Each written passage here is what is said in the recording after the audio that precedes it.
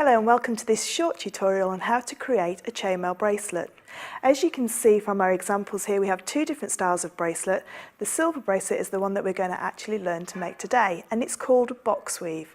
So with chainmail, what we need is a lot of jump rings. So jump rings are small circles of metal that have been cut open so we can open and close them and weave them into the designs. So in your kit, you're going to be getting 200 of the silver plated copper jump rings and 200 of the gold plated copper jump rings. You're also going to get two gold plated clasps and two silver plated clasps. The only equipment that you're going to need to be able to create this bracelet is you're going to need two pairs of chain nose pliers. So if I just move this one out to the side. So the first thing we need to do is we need to actually attach our jump rings to our clasp as a starting point. So to be able to do that, we need to firstly learn how to open and close our jump rings. So as you can see there that I've got a jump ring in my pliers. Now I'm right-handed, so my right hand is my dominant hand and my left hand is my non-dominant hand. So if you're left-handed, it's the other way around. So I've got the jump ring with a small saw cut at the top, and all I'm going to do is holding onto that jump ring with my left hand. I'm now going to use the pliers in my right hand to turn the jump ring upwards towards me, so north to south, or like you're opening a door. We never open a jump ring that way, east to west, because it will never go back together as a circle.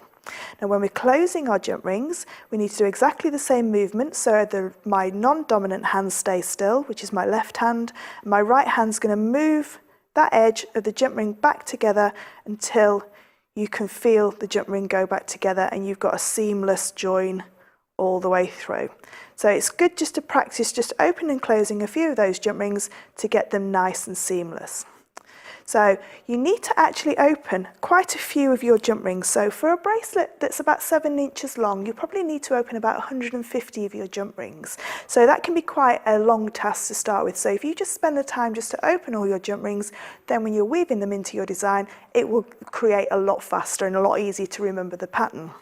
So I'm going to take my clasp and I'm going to just open one of my jump rings, and I'm going to just add one jump ring onto my clasp. So I've just got a little hole at the bottom of my clasp, and I'm just going to close that jump ring up, just giving it a little wiggle just to make sure that that jump ring now is as tight and closed as it can be. So this is my starting point. So what I'm going to do now is I'm going to just pop this one down to the side, and I'm going to show you the weave on some really large coloured jump rings so you can see where the pattern is going to start to evolve.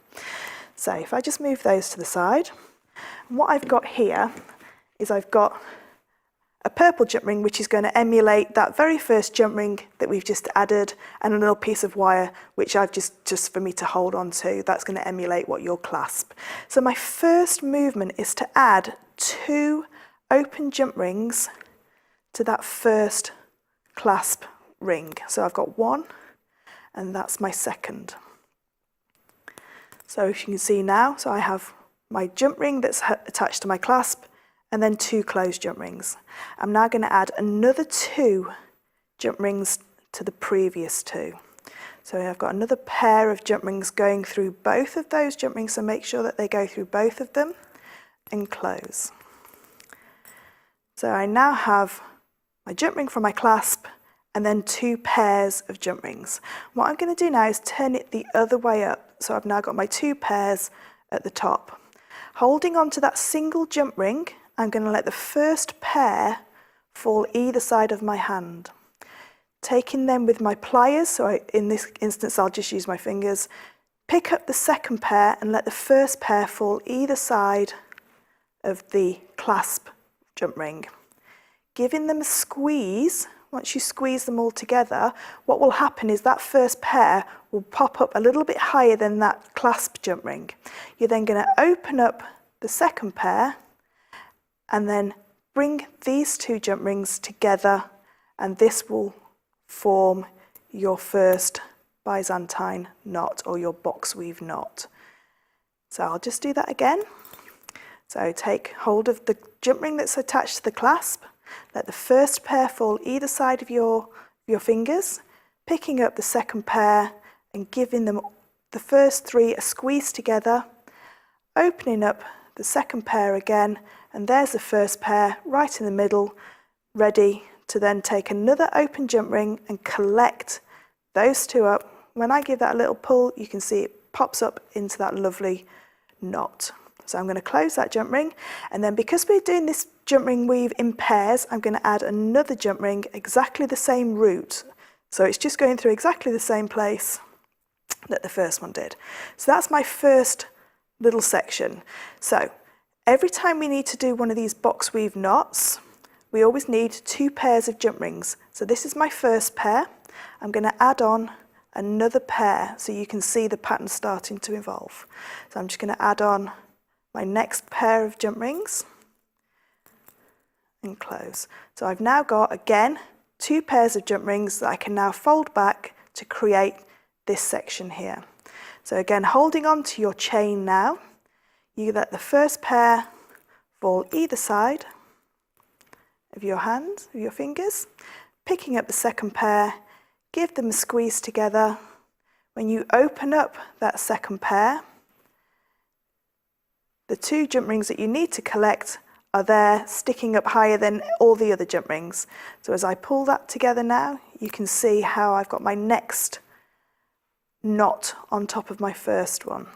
So again, close that jump ring up, and again, going through and doubling that pair up. So I've now got 2 of my box weave knots sitting one on top of the other. So again, now to carry on, I have 1 pair already here. I just need to add on my second pair before I can do the knot again. So there's 1 and there's my second one.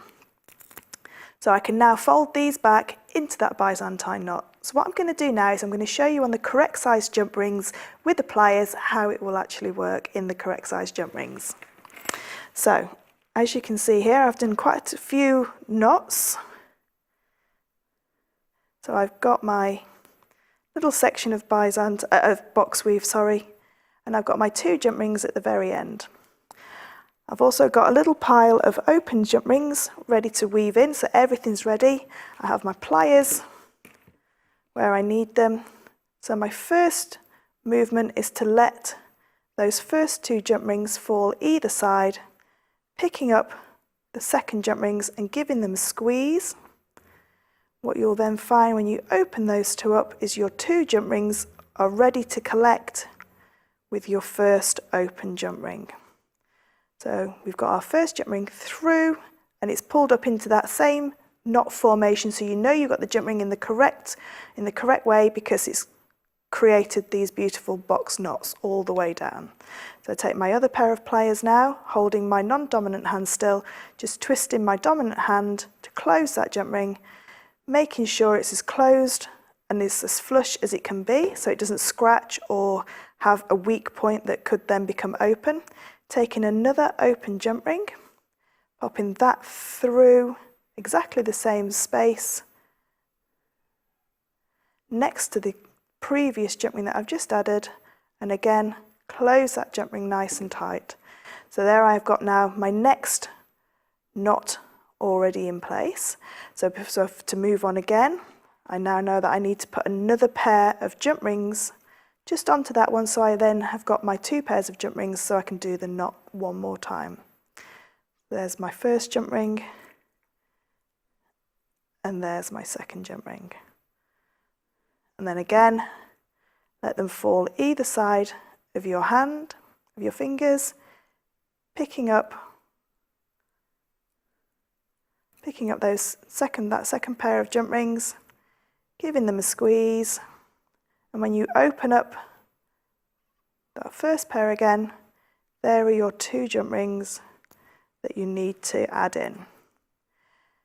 Like with most jewellery making, it is practice to get the jump rings in the correct order, but after a few goes and a few knots, you'll see that pattern starting to evolve and it'll become a lot easier for you to actually make.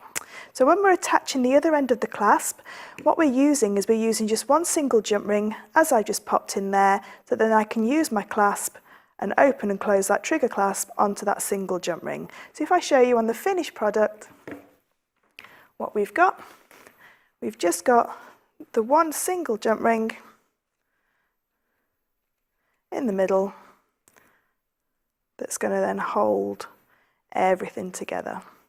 And then to do your clasp up, all we need to do is open, pop in, and there you have your finished bracelet and clasp.